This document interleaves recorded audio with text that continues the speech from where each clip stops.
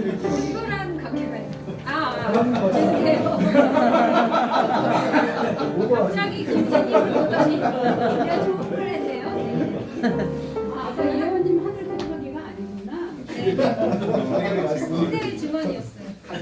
네, 오늘 하늘 말씀 읽기는 그 누가복음서 9장 12절에서 17절까지인데요. 저와 여러분이 함께 공독하도록 하겠습니다. 제가 먼저 해가 기울기 시작하자 12제자가 예수께 와서 여기는 외딴 곳이니 군중을 헤쳐 제각기 근방 마을과 농촌으로 가서 잠자리와 먹을 것을 얻게 하시는 것이 좋겠습니다 하였다. 그러나 예수께서는 너희가 먹을 것을 주어라 하셨다. 제자들은 지금 저희에게 빵 5개와 물고기 2마리밖에 없습니다. 어디 가서 이 모든 사람을 먹을 만한 음식을 사오라는 말씀이십니까? 하고 물었다. 거기에 모인 군중은 장정만도 5,000명 가량이나 되었다. 예수께서는 제자들에게 군중을 대충 50명씩 떼지어 앉히라고 하셨다. 제자들이 요구하신 대로 사람들을 모두 앉히자. 예수께서는 빵 5개와 물고기 2마리를 손에 들고 하늘을 열어 감사의 기도를 드리신 뒤에 그것을 떼어 제자들에게 주시며 군중에게 나누어 주도록 하셨다. 이리하여 사람들이 모두 배불리 먹고 남은 조각을 모아두더니 12군중이나 되었다. 국가는 하늘특석인데요. 우리가 서 있는 곳에 어떤 의미가 있을까요? 라는 제목으로 김진님께서 얘기해 주시겠습니다. 다 서 있어요. 잘생겼다. 공식적인 광야에서의 두요의 데뷔를 보면서 그 노래가 상당히 좀 가슴에 좀 울리는 것 같아요. 그러니까 이 길을 간다는 게 처음 가는 길일 수도 있고 두 번째, 세 번째 계속 반복적으로 가는 길일 수도 있는데 이렇게 초심을 가져가서 계속 정진했으면 좋겠습니다. 근데 오늘 제가 설교를 하려고 해가지고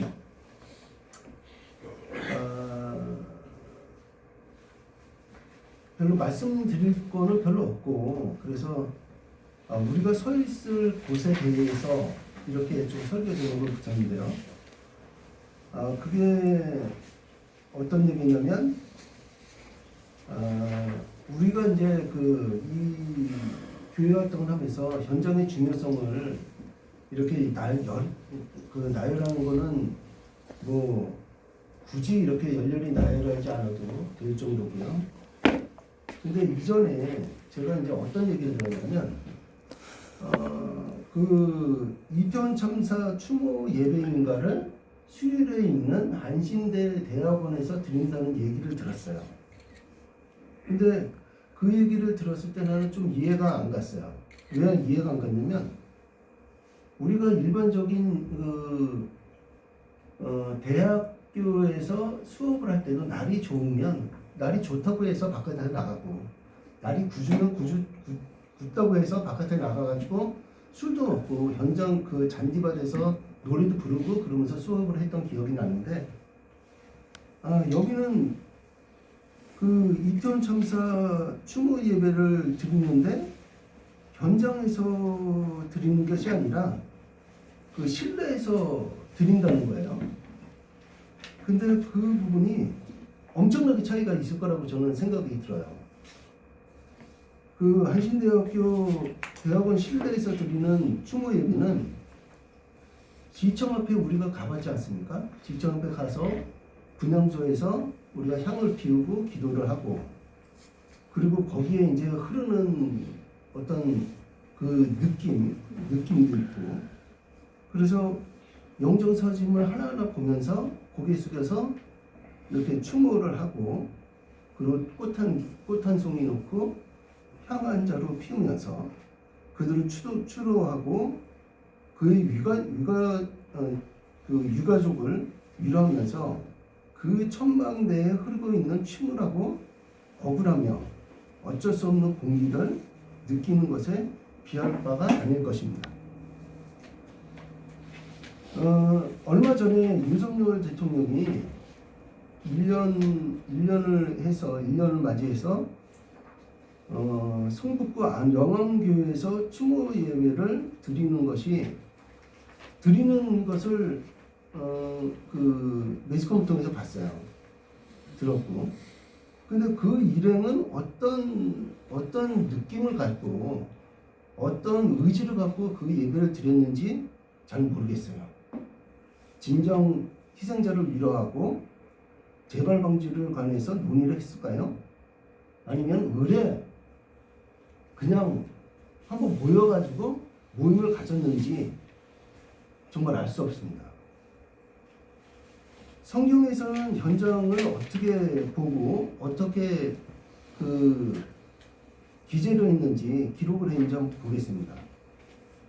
근데 예수님은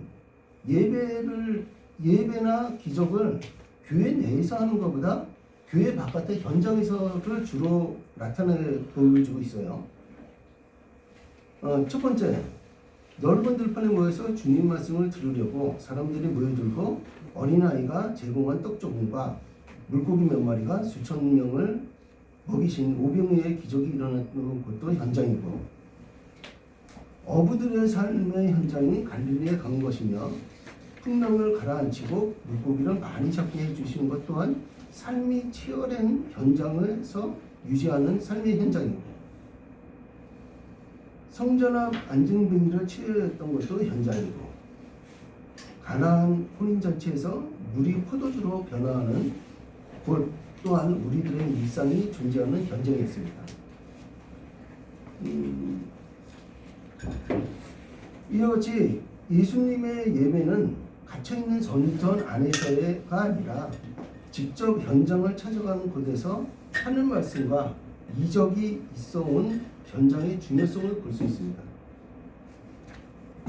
그러면 우리는 지금 이 순간 아니면 한 4년 동안 현장에 대해서 어떻게 생각하고 어떻게 반응했는지 한번 볼까요?